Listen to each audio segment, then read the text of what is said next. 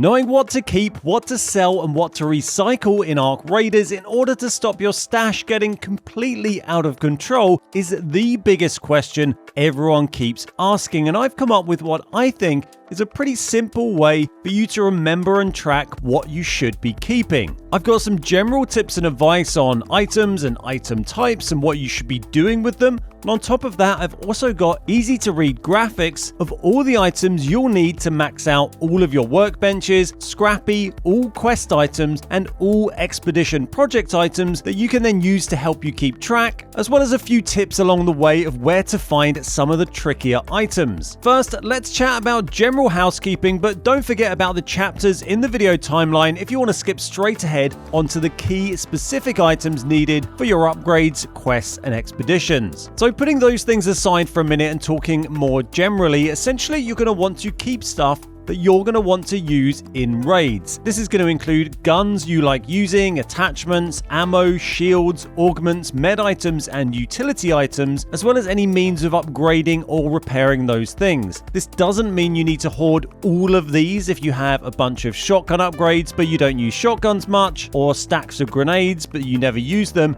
You might as well sell or recycle this stuff if you need a bit of space, or if you need the resources or money to spend on things that you actually like using. Most of these things can be purchased again pretty easily from a trader or crafted yourself anyway, so they aren't lost forever, but just keep in mind some higher tier items will often require you to find the blueprint in-game first before you can then craft it. Remember that when you salvage items inside of a raid, so breaking them down into their component parts, you'll get less stuff doing this than if you recycle them when you're back in your base. You'll also get less money the more broken down stuff is, so selling a whole thing before recycling it will always yield more currency than if you break it down to its component parts and then sell those. A lot of this kind of stuff is very easy to keep track of. Make sure you use the track resources feature for the things you need for upgrades and crafting. Just go to the workbench where the item is made or upgraded and click track resources, and then that's going to put this small eye icon next to it, and you'll see this when it's in your stash and also when you find that item in game, and it just makes it a little bit easier for you to see at a glance if that's something you might want to take with you or to avoid scrapping or selling it accidentally. When you're going through and tracking resources like this, make sure you track any stuff you might need from your refiner. There's a ton of useful component parts that you can craft here, like electrical components and mechanical components, and there are advanced versions as well. You can craft those here from very basic materials, a lot of which are used in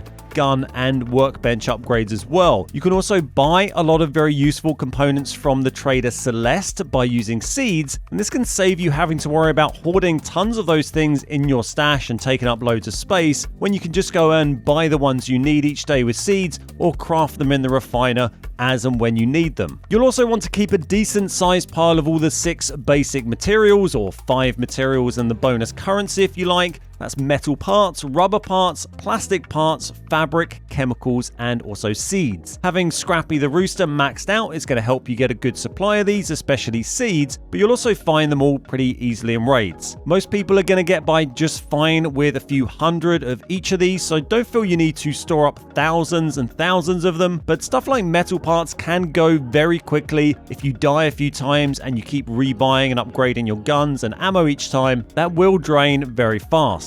Arc circuitry is always worth having some of, as you can use this to craft medium shields along with batteries, and you can either refine these in your refiner once it hits tier 2 by using arc alloy, or you can harvest it from probes, husks, and high tier arcs in raid. If you've got your workbenches maxed, your quest finished, and expedition done, or you just don't care about it, then that's all you really need to worry about. Recycle or sell the rest, keep rare stuff you can't craft and replace easily, or just take it in and use it for a bit of fun, and focus on just keeping stuff in your inventory that you actually use, because a lot of things in the game are quite easily obtainable again through crafting or buying. For those that want to max out everything though, let's jump over to workbenches. So in order to upgrade all of your workbenches from 0 to max, these are all of the items you're going to need. Whilst you can go through and track resources for your next tier upgrade on each bench, you can't track stuff for upgrades you haven't reached yet. So if you're on tier 1, you can't track the tier 3 upgrades until you've got to tier 2, for example, and this can make remembering all of this pretty challenging. Thankfully though, you can simplify this list down a bit. Many of the items in this list are purchasable from Celeste using seeds, or it's just very basic stuff like metal parts that you don't really need to think about. All the items here marked in blue are purchasable from Celeste, and then if we take it a step further, we can look at which items are also ones we can craft ourselves in our refiner. All these ones marked in green can be crafted in your refiner without the need for any blueprints depending on your refinery level. So if you focus on getting your refinery upgraded first, it'll make the others a little easier. All the stuff in green that you can refine can be done using basic materials or easy to find stuff like springs, wires, oil, great meleen, arc alloy,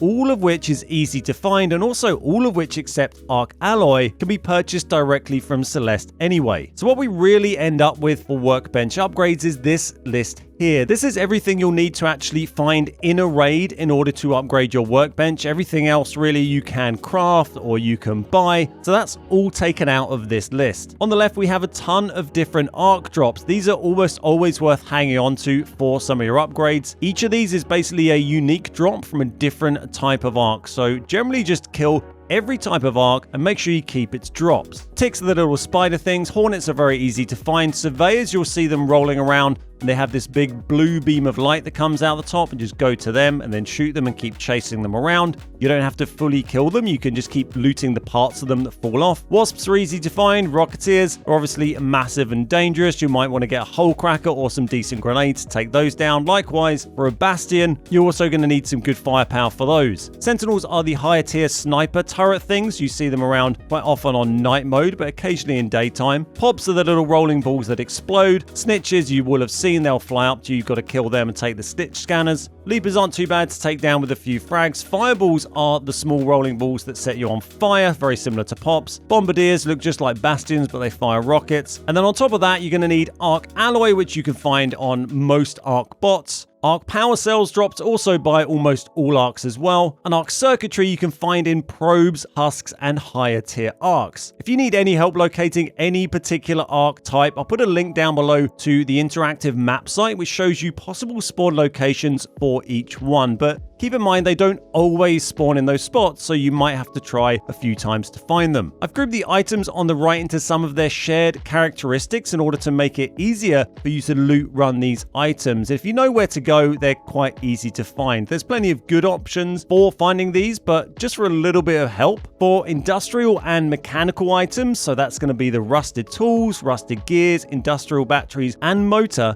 these can all be found in the vast underground area in the center of Bluegate. This is a huge area with a ton of loot there. I've got a dedicated video covering all of the entrances and exits and showing an example loot run of that area and finding some of these items along the way. So I'll drop a link to that down below if you want to see that in a bit more detail. For medical items, I'd recommend the hospital or research buildings on Buried City, both of which are packed with medical stuff. For technological items, I would go up to Pilgrim's Peak right in the northeast of Bluegate. This has got a load of these servers you can loot, and you're going to find a lot of that stuff up there pretty easy. For residential items, you have a lot of options, but you can run the Pale Apartments, Ruby Residence, and Pattern House along the north and northwest of Dam, or the large village area in the northwest of Bluegate. And then for the nature items which you need to upgrade Scrappy, whilst you can find all of these various plants knocking around in specific places on the maps, such as in the olive grove in the south of Bluegate, I find it's much quicker and easier just to wait for a Lush Blooms map event on any of the maps and then scour the map looking for these small baskets which will contain tons of fruit and seeds, and you can use the ones you need for an upgrade and then sell the rest for a bunch of money or recycle them into more seeds. As for quest items, there's not a ton of these you really need to worry about, and they're all quite easy to come by. I've broken them down here. Over to the left, we have the buyable and craftable. Buyable is buyable from Celeste using seeds. Craftable